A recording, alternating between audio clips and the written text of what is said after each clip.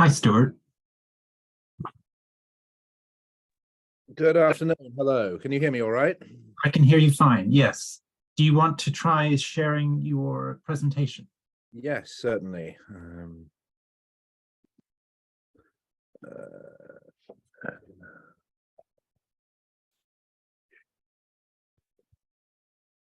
Sorry, I don't know. Share screen. I'm so used to Teams that I forget Oh, where everything is on Zoom. yes. Looks good. I can see that. Yep. Excellent. Excellent. There we go. So people are still coming in, and it's not even one yet. So we'll wait. We'll give it a few minutes. There we go. That's fine.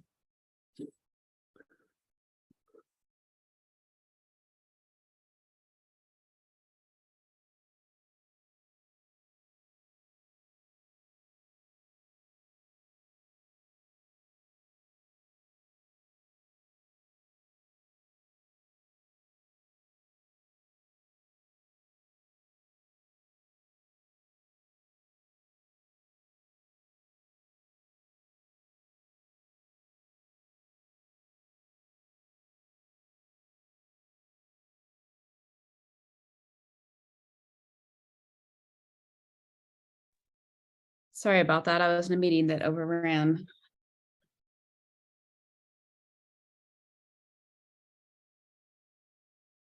Not a problem. Hello, Colleen. Hey, how's it going? You all right?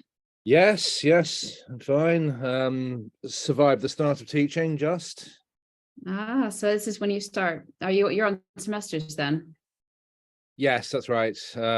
Week 2 at the moment. Yes. Yeah. I guess we're in what week are we? 3? I have no idea. Anyway. Yeah. Well, I'm glad we could get this in before the next round of industrial action. Yeah, here we go again.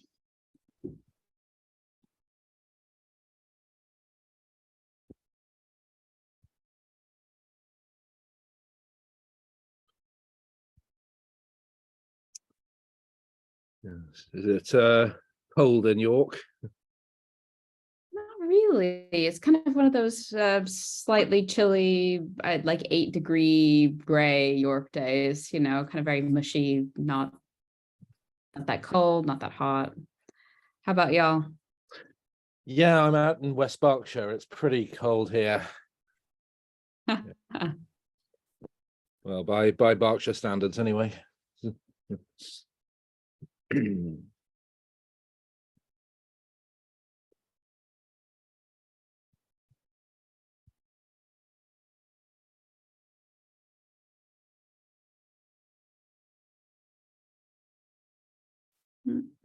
Somebody else is handling the waiting room goods.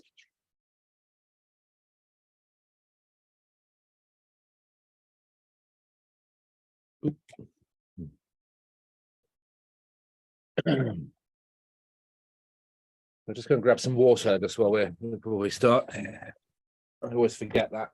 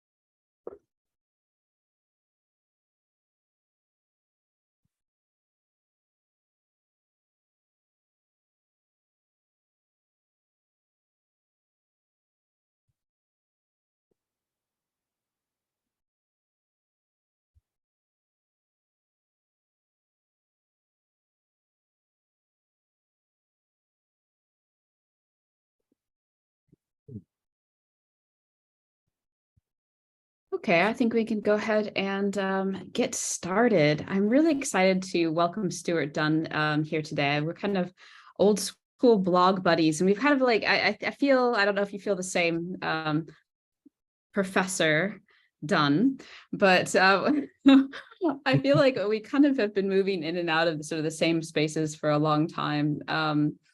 And that never been able to quite intersect in many ways.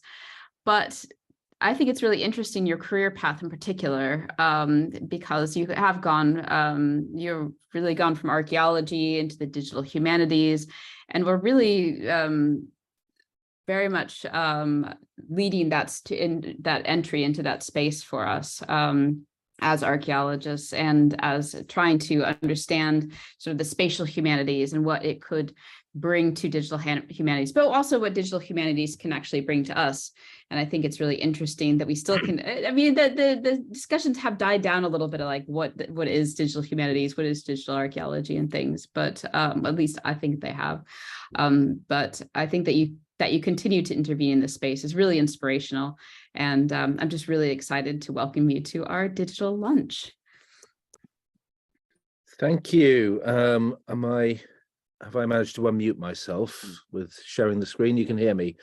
Great. Well, thank you very much, Colleen, for that introduction. Yeah, and I'm really delighted to virtually be here and to kind of sort of share some of these perspectives. Indeed.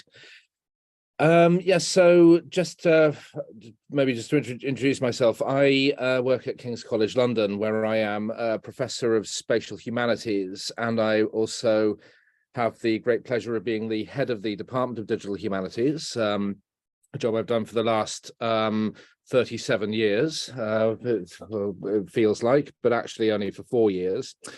And yes, as Colleen said, I came from an archaeological background, and in fact, I'm really glad that you sort of stressed this sort of complementarity between our biographies and career paths in that opening, because it is in fact 20 years and 1 month almost to the day that I submitted my PhD for examination at the University of Durham.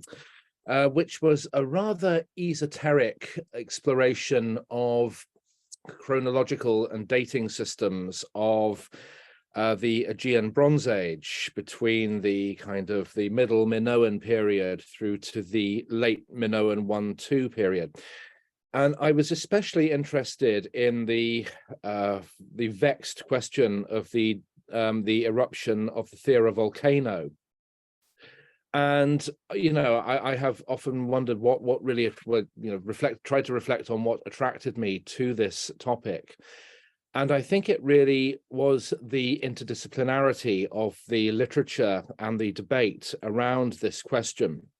And there were two, I guess, conflicting traditions, one largely based on radiocarbon dating, which placed the eruption in the middle of the 16th century BC, and a competing discourse based on the dating and the analysis of pottery, of ceramics largely, which placed the eruption somewhere in the second half of the 16th century BC. Sorry, I should have said the 17th century BC was the radiocarbon date. So the 1620s, the 1630s, and the 1520s, the 1530s for the ceramic sequences.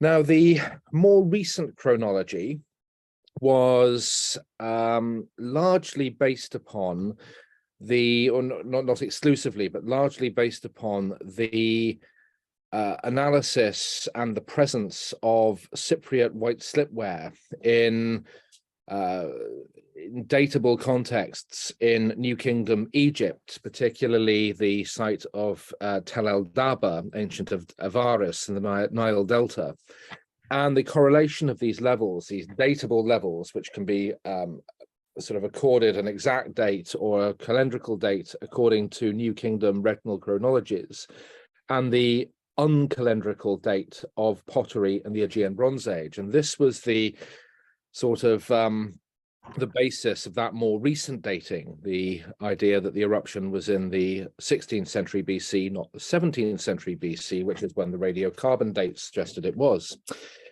Now, I do not have an answer as to when exactly the eruption of the Thera volcano occurred. I don't think I really claim to even 20 years ago. And, you know, another 20 years of thinking about it hasn't really helped me out very much in that. However, what drew me to this was the relationship between different, very interesting types of data. The radiocarbon data on one side and the ceramic sequences, the pottery sequences on the other. I was interested in how they almost seem to end up competing with one another for some kind of ground truth. And I often think, you know, my PhD period was between 1998 and 2001 or thereabouts. And I do often think that if linked open data had been a thing back then, my life and my career may well have looked very different, because I'm sure I would have tried to get much more into that back then. However, as Colleen alluded to in her very nice introduction, in more recent years, I have moved into this amorphous thing called the digital humanities, and I'm now a member of a department of digital humanities, and which has its own kind of community and its own relationship with digital archaeology. And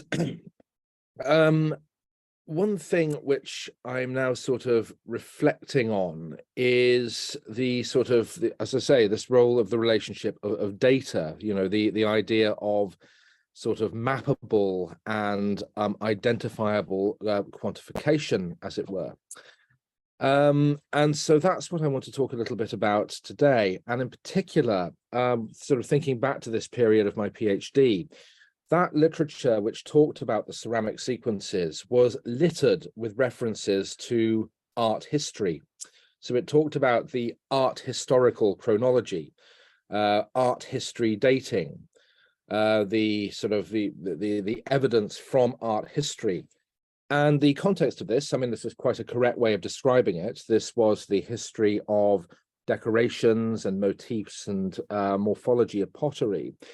But with my kind of broader disciplinary perspective of more recent years, it occurred to me that the term art history was being used in a way that was rather different to that which would be understood by an art historian. And I've had a lot to do with art historians in more recent years. And I think this epistemological I don't say tension, but this epistemological shift is really quite interesting. And that's what I want to talk about today, how we might think about art history methods as they would be understood more generally in the art history community within archaeology. Now, this is also an aspect which has a particular resonance in the digital world. There has been a lot of discourse on digital art history in the last few years, and I've had some involvement with this. In fact, I had a grant from the Getty Foundation, which finished with wonderful timing in the sort of the first 6 months of 2020, just when everything was locking down. And because you know, the pandemic came along, there hasn't really been much of an opportunity to reflect on this very much. But what the Getty wanted me to do was to explore an agenda for digital art history, which worked in their very specific context as an organization with curatorial responsibility for, you know, internationally important art collections. They wanted really us to help them understand what art history meant. And so as part of the literature review for this project, I became very involved in the work of people like Johanna Drucker, who the visual culture theorist and sort of general polymath, who has described digital art history in terms of the ways of thinking computationally. And she makes this clear distinction between the digitization of art history, which is simply taking an image or some kind of digital reproduction of an artwork and putting it online and making it more widely available. between what she calls the proper domain of digital art history, which is about computational thinking. It is about thinking in logically structured ways about how we might think of the process of creativity. Not everybody buys this. So people like Claire Bishop, for example, pushed back against Drucker's conceptualization of digital art history.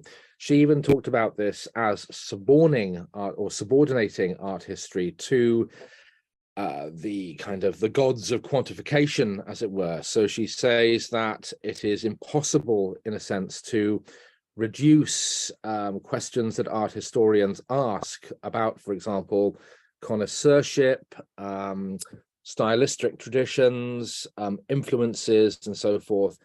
Her view is that there can be no kind of empirical basis derived from digitization which explore these things. And my reflection, going back all those years to my PhD, when I think about the term art history as used in archaeological contexts, I think becomes quite interesting when we think of these two opposing views of digital art history more recently. So digital art history, as I have come to understand it, is therefore not about the forcing of interpretation into computational structures through digitization, but thinking about art and, by extension, archaeology and what we learn about archaeology in computational ways.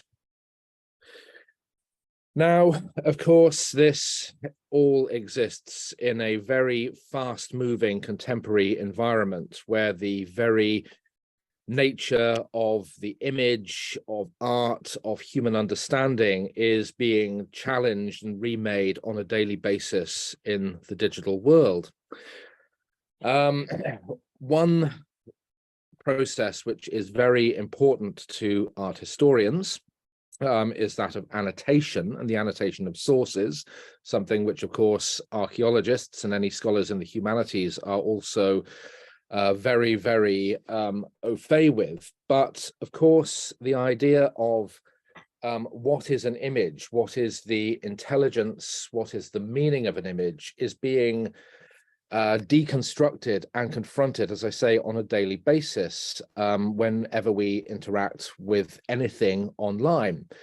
So on the right-hand side, for example, we have one of these recapture images that we are all absolutely familiar with these days, where you have to identify sort of road signs within this matrix of images. But this, I think, kind of lends some credence to Joanna Drucker's critique of the complexity of the digitalization of the image when we reflect on the fact that when we do these recaptures to log into our Google accounts or whatever, we are effectively having to prove to a robot that we are human. And that is quite a nice image, I think. So I think if we try to theorize the place of art history within archaeology, we have to recognize the commonalities of the two disciplines. Both disciplines are very much concerned with the idea of the object. I think we can all agree on that. You know, archaeologists are interested in objects and art historians are interested in objects, but they happen to be interested in a very specific type of object. And I think it is worth looking at some of the sort of technological surfacing of the complexity of art historical objects and some of the lessons which I think archaeology can bring towards digital art history, which is that there is this kind of illusion of flatness in art history, you know, particularly visual art history. And if we assume that an art object, a painting or a drawing or a sketch or whatever, is purely a flat object, then that would lend credence to Claire Bishop's critique of Joanna Drucker that any act of digitization simply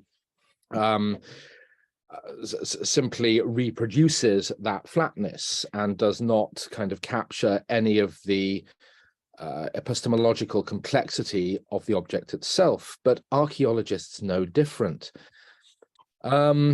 So RTI, for example, there is this wonderful array of different ways of looking at an artistic object / archaeological object, like an Egyptian tomb painting, for example, using RTI, and the technology can unlock all of the different aspects or various different aspects of that object.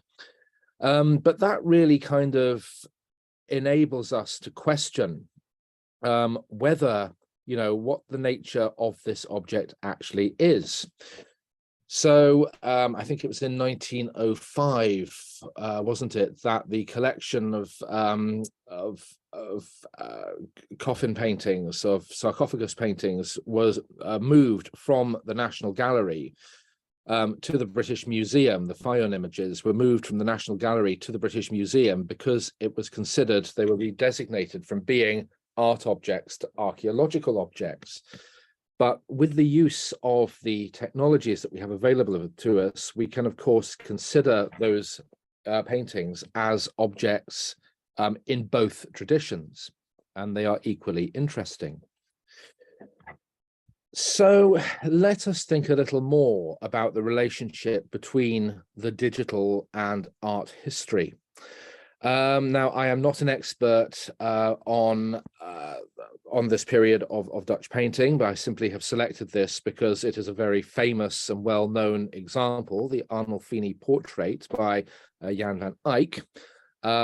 It's because at King's we are developing some wonderful relationships with our neighbours at the Courtauld Gallery next door, and this is what our colleagues there would call one of the fridge magnet pieces, I guess. It is a very famous, very iconic image, which, appears on in thousands or tens of thousands, hundreds of thousands of contexts. It's been commercialized in various different ways, and so on and so forth.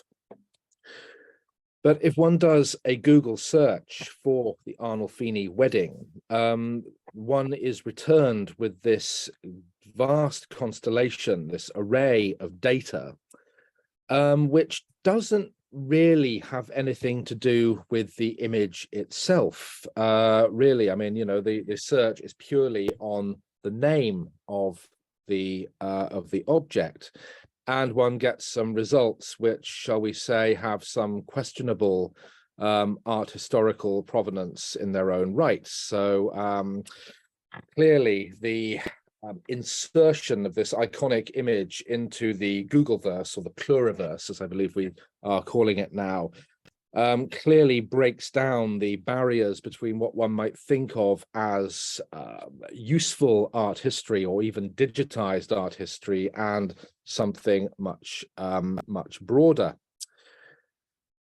So I think this relationship between the digital and the art history, the art historical, should I say, invites us to consider this broader question of what is a digital art object.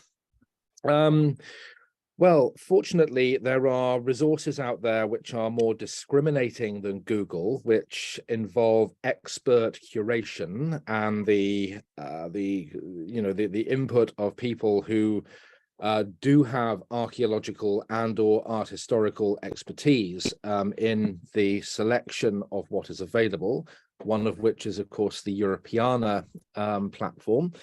And so a similar search reveals slightly fewer cartoon cats and rather more searches results that will be interesting to people interested in scholarly study of the Arnolfini portrait. One can also, of course, get related objects, from a similar sort of search. So objects in this case related to weddings more generally, which could, of course, be interesting. But again, this depends upon a layer of expert curation, not just of the art, but also of the metadata, also of the information which enables us to have access to those images. There are some long-standing, both old and new attempts to crowdsource that metadata, probably the best known example being the Flickr Commons. the platform which allows institutions, galleries, museums, archives, and so forth with copyright-free image collections to make those collections available via Flickr, and to allow the community to contribute keywords which will enable discovery to those. I can never remember what the actual status of the Flickr Commons is. This is a slightly old example I'm giving. But anyway, it certainly did have a big impact in its day. And this kind of questioning, this idea that a digital art object is not just a digital image, it is also an image with associated, expertly curated information, is closely linked to the idea of provenance, which is, again, a word which is very familiar to archaeologists and to art historians, but has, I would suggest, a slightly different meaning in both communities. So generally speaking, provenance comes from provenir, French to come from, the history of ownership of a valued or valuable object, like a work of art. And of course, if one is selling a work of art, one is required to provide a full provenance to ensure that the seller actually has the right to sell it, as well as to ensure aspects like authenticity, value, relationship with other objects, and so on and so forth. In the museums community, the idea of provenance also has an ethical dimension for this very reason, particularly in the context of current debates about decolonization and the rightful ownership, rightful in inverted commas, of particular artifacts. As the ICOM official Twitter account here states, documentation should include full identification and description of each item, associations, provenance, condition, treatment, present location, and so on and so forth. And as I say, in the tracing the contemporary history of objects, this is absolutely critical. So organizations like the major auction houses, which may come into contact with highly valuable works of art, need to ensure that they have absolutely copper-bottomed, clear policies, practices, and procedures to make sure that provenance is fully and properly accounted for. Of course, in an archaeological context, provenance has possibly a more focused meaning, the context of the object, the context, its relationship, its meaning, its relationship with other objects, its meaning and its interpretation. But to add to the fun and to the complexity, provenance has yet another meaning in the community of the digital, or in the world of the digital, particularly of sort of web publication. So the World Wide Web Consortium, W3C, describes provenance as a record that describes the people, institutions, entities, and activities involved in producing, influencing, or delivering a piece of data or a thing. So again, at one abstract level, or at a very high level, there is, I think, some parallels with the art history concept of provenance. There is this need to be able to trace the origins and the context of the object, be it the art object on the one side or the digital object of the other. But then another context in terms of web publication by Mike Jarvis, good curation. I should have put the link there for that, sorry. Good curation demands good provenance. Provenance is no longer merely the nicety of artists, academics, and winemakers. It is an ethic we expect. So if I may move now to some ideas of accepted wisdom, particularly, I think, which are reflected across some of these different communities. I've done quite a lot of work with, in the course of my Getty project, I did quite a lot of work with people who were heavily involved with the analysis of collections at the object level using network analysis. And there are some fairly clear and I think agreed principles of network analysis. You know, it is a way of describing the world in a particular way as a set of relationships between nodes and objects, between nodes and other nodes. So one object is one node, and then an edge connects nodes together, or edges connects nodes together, and they, you can then go into this in various different ways and find out what is important and what isn't, and all of these things. And network analysis is hugely important in the digital humanities. I have many colleagues in my department who are first and foremost experts in this domain. And of course, in more recent years, network analysis has leached over into things like social network analysis, which is very, very kind of important in terms of understanding our relationships with the digital world. But I have detected, and I'd be very interested to get pushback against this from this audience, that in some ways there is almost an assumption that if we are talking about networks of archaeological or museum objects, we are talking simply about networks of the objects themselves. And therefore groups of objects which share certain attributes which can be connected together in certain ways. And this is really the fundamental type of network that like a museum collection or a gallery collection can produce. And I am wondering if it's the case that thinking of galleries, libraries and archives collections in this way almost reinforces the curatorial narratives that those collections express. Now, there is nothing at all wrong with that. There is nothing wrong with museums, libraries, galleries, archives using networks and visualizations of networks like this one produced by the Metropolitan Museum to kind of get their message across. But I do wonder if there are other ways we can think about the network concept if we think of archaeology and art history as sort of as bedfellows in that sense. And yes, sorry, there is the Art Explorer tool of the Met Museum, as you can see there. So yes, this I think also goes to the core of some of the key questions of methodology, which underpin the digital humanities, and was the thinking behind this handbook that I co-edited with Kristen Schuster a couple of years ago. I think if we take the network methodology as applied in museums in that example I gave and tried to think about it a little bit more reflexively and discursively in the context of archaeology, this might push our methodological thinking forward a little bit. I'll just skip over that slide because yes, time is ticking on.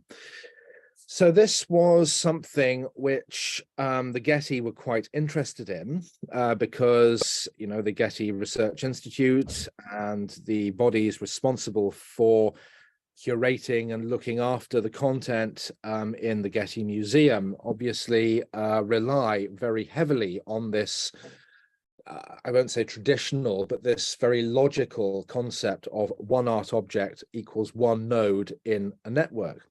And they produce some fantastic resources like this network of art objects from the Getty archives, which shows where things were bought and sold over time. So by saying, well, this object was bought in London by a buyer from Amsterdam, you can therefore draw a node between those two edges. And by conceptualizing this art object to network node logic, I mean, you know, we can tell historically interesting patterns like which centers, which geographical centers were important nodes of the art trade in different times. But again, I mean, this really is just kind of reinforcing existing interpretations which are already recorded in the archives that this data is drawn from. So in the Getty project, what we did is we took one particular object, which I think, crosses the conceptual and intellectual boundary between art history and archaeology quite nicely. It is a statue of a dancing faun, a very common figure or motif in Greco-Roman mythology. In the collection of Sir Edward Leighton, who was one of these great Grand Tour collectors whose former home in Kensington in West London houses his collection, including this statuette of a dancing faun, which is a reproduction of a Roman dancing faun that was found in the house of the faun in Pompeii. And so I think, this immediately invites us to question about the relationship between art historical objects or art objects and archaeological objects, and the role that information can have in mediating that relationship. And what we sought to do was to break the history of this reproductive, that's completely the wrong word, isn't it? This reproduction faun down into a set of narrative segments. And we looked at the kind of information that existed online that provided evidence for each of these statements. So this is, in a sense, a form of digital bibliography / referencing on steroids almost. And we produced lots and lots of these narrative segments, sort of compiled a whole range of different references that we could draw on from different data sets to try to visualize different aspects of this reproduction faun's identity as expressed in different pieces of digital information. So one aspect of this is we were able to find other instances of dancing fauns in other collections. So in this case, the British Museum, in the British Museum archives, in the Royal Academy, the Uffizi, they all had their own version of the dancing fauns. And we figured that these could be said to form nodes that would form a conceptual visual link to our dancing faun.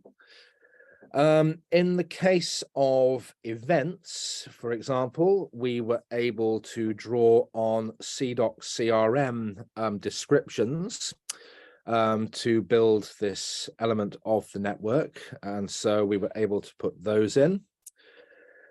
Time periods. So there are various different online authorities which describe time periods. For the classical Greco-Roman time periods, we were able to use identifiers from the Periodo Gazetteer, which you can see at the bottom there. For more recent time periods, which don't appear in Periodo because they are not Greco-Roman, we were able to use Wikidata. I have absolutely no problem with using Wikidata for identifying key unconventional references like this. For stylistic instances, we were able to use the Getty's own Art and Architecture Thesaurus, which you can see here. So that has a very nice, consistent vocabulary, which we were able to draw on for styles like Imperial Roman in this case. And what this allowed us to do was this allowed us to construct essentially a conceptual map of this one object, drawing on this whole range of different online sources. And using Neo4j, we were able to essentially construct this as a nice three-dimensional explorable network like this, which I have this wonderful little video, which I like to play, which allows one to essentially traverse through this object and click through onto the reference sources where that information comes from. So essentially what this does, I would suggest, just checking the time, yep, that's fine, is it allows us to consider one object as a network rather than one object as part of a network. And this, in a sense, well, I would suggest, would allow us to step outside those curatorial narratives where, you know, which assume the one node to one object relationship. And there is a paper which draws on some of this theory, which I published last year. Yes, last year. It's January, isn't it? With Valentina Vavasori, who was one of my PhD students, and Laura Noble and Alan Crookham from the National Gallery. So we worked with some of the National Gallery's archives to explore some of these questions, and we were able to explore this idea that one object, like one particularly significant object, might be expressed as a network. And I'm going to have to borrow a lot of Valentina's thunder here, because she did the heavy lifting with the network analysis and contributed that part of the paper. And this is one of her diagrams here. But this sort of allowed us to almost put this theory into practice in a way with one particular data set. So we are also working with the Pelagios network and the Recogito platform to think about how art historical sources, I've mentioned annotation right at the beginning of my talk, so I thought I'd better pick that up a little bit near the end here. We are looking at how sources for art history might be annotated using the semantic annotation platform, which we have helped contribute to a little bit in this sense. The annotations basically allow one to select significant references within the text and then sort of plug them into this constellation of sources that we identified with the faun in this sense. So, okay, this will hopefully allow this method to be employed, other objects to be explored in this way, but in a slightly less manual fashion. And this works both with text and with images, although we haven't got quite as far as we would like with the images just yet. So yeah, it is coming up on 1:45, so I will wrap up. So I think what I've tried to do is look at some key concepts of art history, in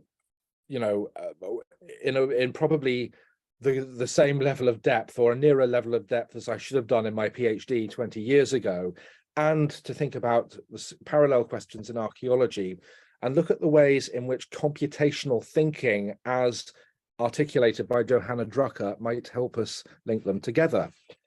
We can ask what makes an object special. I suppose if one is on an excavation and it's been raining all morning and you find a tiny little piece of pottery, that might feel special, but it would be an object is special in a different way to an art historian, but not necessarily in an uncomplimentary way.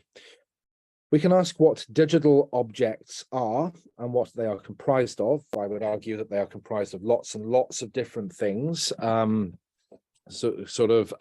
out by this enhanced conception of provenance that I talked about. And how can we construct traditional art history narratives? How can we use those computational structures to question those traditional narratives? I think I'm going to stop there. Thank you very much for listening. I'll be delighted to take any questions. Thank you so much. That was absolutely brilliant. I have some questions of my own, but does anybody else have any questions first?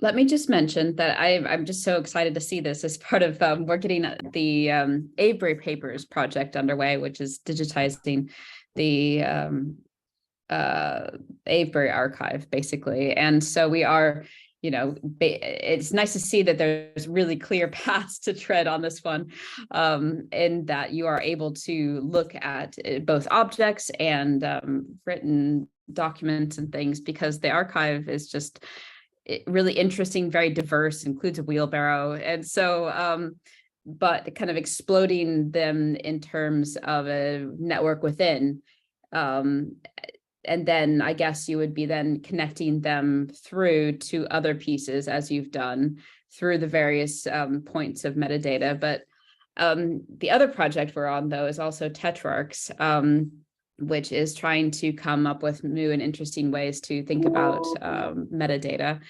And so I wonder, you know, expanding beyond some of the SciDoc CRM stuff, like, are you able to say what the, you know, the dancing fawn feels like?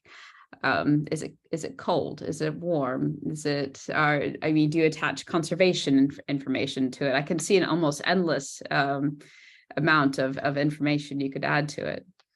I don't know, that's not really a question as much as like, wow, this is an amazing project, and so please tell me more. Well, absolutely. I mean, I think, you know, it would be really good to add other sorts of information like that. I mean, I guess that question that starts to you know, sort of lead to questions about the limitations of digital communication in itself. So, you know, we are communicating through screens right now, which is great in some ways, but has its limitations. I guess if there is some meaning, if there's any data that can be meaningfully added, you know, as long as it has some kind of identifiable reference. I mean, this is why I just so wish I'd had linked open data when I was doing my PhD. If there is, as long as there is some meaningful structured way to add the data, then yes, it can be added, and it would be wonderful to think, sort of think beyond these sort of conventional, I hate the word, sort of conservation dimensions to it. Yeah.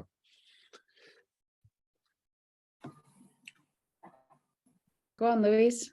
Good to see you. Hi, Glee. Nice to see you too. Thanks, Stuart. That was really interesting. I'm speaking as an art historian, so I found this absolutely fascinating. I think one of the sort of comments / questions I have is, you referred quite early on to the illusion of flatness, and that relates very much to one very, from my point of view, one very specific and conservative with a small c strand of art history. To what extent, I mean, my interest in my work has been very much around much more the sort of material culture end, which is much more about context and exactly networks and trade links and why, you know, what influences what and things like that. So I suppose my question in a way is how would you see this going forward in terms of that branch of art history? Because declaration of self-interest, I'd be fascinated. But it's very much an emerging area in art history, is not just going, oh look, you know, there's a painting and it's of this thing, but it's about the materiality of it, really. Absolutely. I mean, I think with that illusion of flatness, I was drawing particularly on Claire Bishop's critique that you know, if you digitize a painting or, you know, or any image, then it is purely a flat thing, you know, collection of ones and zeros, a collection of data. So it was almost more metaphorical flatness than physical flatness. But I think that is absolutely right. I mean, I think sort of the input of material culture is exactly what I, you know, what I wish I'd drawn more on, you know, when I was doing this all those years ago. And I think also there is a recent literature on critical heritage studies, which not just, you know, which brings in material culture, but also brings in the interpretive and the discursive, the debatable aspects of that as well. And so, yeah, I think it is also, I was trying to situate it in that sort of Claire Bishop, you know, Joanna Drucker sort of discourse there. But I mean, I'm really glad, you know, if it's resonated in that way, because this is exactly the sort of connection I think we need more of, you know, bringing material culture theory sort of into these things. Yeah.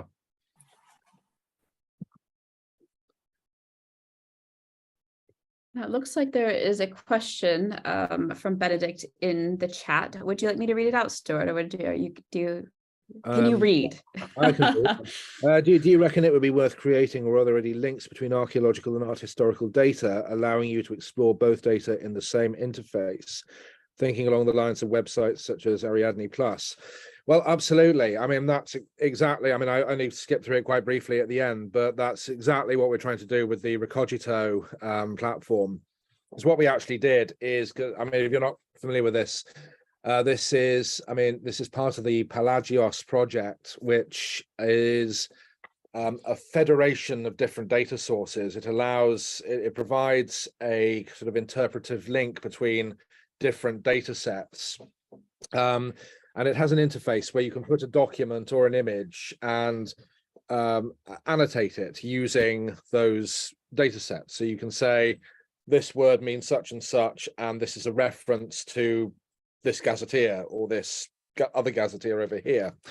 And yes, they have recently, as I said, brought in this capacity to annotate images as well as text, which I think is very exciting, and also maps. And I'm very, very happy about that. And I'm wanting to play with it a lot more in the future. But so that's what we are, exactly what we're trying to do. Yes. And sort of think about how one might build sort of cross object bodies of annotations in that sense. It's very early days yet, but I'm really sort of interested in any other examples of people trying to do this as well. So I will go and look up Ariadne properly.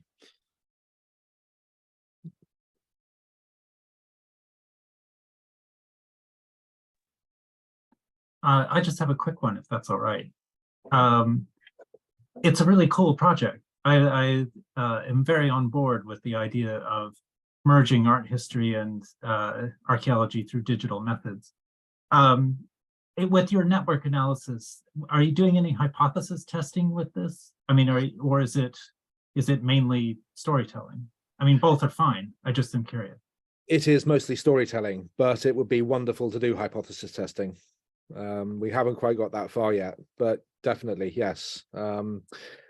Also, I think that would be really good for, exactly for this kind of breaking down traditional, the traditional narratives, what would happen if there were more of this type of, I didn't express that very well, but yes, we would definitely like to do things. Well, like, it sounds like you were about to formulate one. What were you thinking? Well, I mean, I think, as I say, I mean, I've had this wonderful, very fruitful relationship with the National Gallery, which, as I'm sure they would be the first to admit, is a very elite institution. And I think, they and their research center would be very interested in hypothesizing what would happen if 19th century records of transactions of art sales were not so dominated by 5 very well-placed dealerships in the Mayfair area, which they were. Yeah. What art history don't we see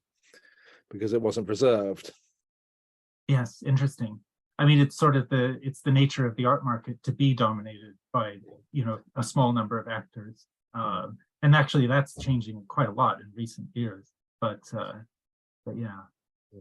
There's got to be somebody's got to write a paper on, preservation patterns in art history and archaeology, what physical and economic. Yes. Yes, interesting. Thank you. Thank you.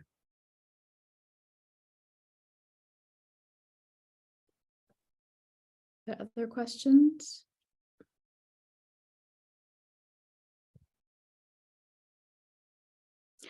I am going to ask a really weird question. Sorry. I just wonder, when you look at your network analysis, people leave immediately. That's great. Out of here. Do you now connect it synesthetically with the original object? Does it evoke the original object to you, or is there work that you could do around that would? It probably should. I mean, it should definitely take in contemporary perspectives and not just historic ones. I mean, art history, like archaeology, exists in the present day, and I think it would be very good. I mean, actually, there is a whole kind of, I think I'm slightly swerving away from the thrust of your question here, but I mean, there is quite a large field of study on, for example, the impact of fridge magnet pieces of artwork in Twitter, for example. And, I've heard the observation, if you go to the Louvre, there's always a crowd of people around the Mona Lisa taking selfies with it. So there is this question of, well as tying the experience to the original object, in the sense of interacting with it in a gallery or a museum space. There is the question of how does, what impact does the original object have in the contemporary digital space as well? And that's something else which I think this sort of analysis could segue into. Well, I was more talking about the visual representation of nodes that you gave us. All right. Just in that, I guess, as an archaeologist, I often translate three-dimensional objects into other representations. And sometimes eventually, like a Harris matrix can make me think of what the actual deposition of the site is. And so I was just wondering if that, if it's connected to you in your mind so far, and if not, if so, interesting. If not, then is there ways that we can actually support that connection if that is desired? Yeah. Oh gosh. Well, I suppose it's both and neither at the same time, because the sort of the whole idea is to interrogate the object as a constellation of different things. But definitely, I mean, I suppose one could create almost more nuanced overlaps with related objects by saying X, Y, Z attributes match or don't match. I would need to go away and think about that more. That's No, I'm just curious because I also think about those paintings that if you get in very close, the pointillism and the other reuse of objects, I mean, just pixels in themselves. And if you zoomed out far enough, maybe it would resolve itself back into the dancing fawn. Anyway. Yeah, that's a lovely idea. Well, I would really like to do that. Anyway, so I will stop asking weird questions. Anyone else, or should we let Stuart get on with this day? Okay, thank you so much, Stuart. It's really good to see you again, and good luck with the strikes down south. And thanks again for your talk. All right. Oh, thank you so much for having me, and great discussion. And yeah, let's keep it going. And good luck with the strikes in York too. Yeah, great. Talk to you later. All right. Bye.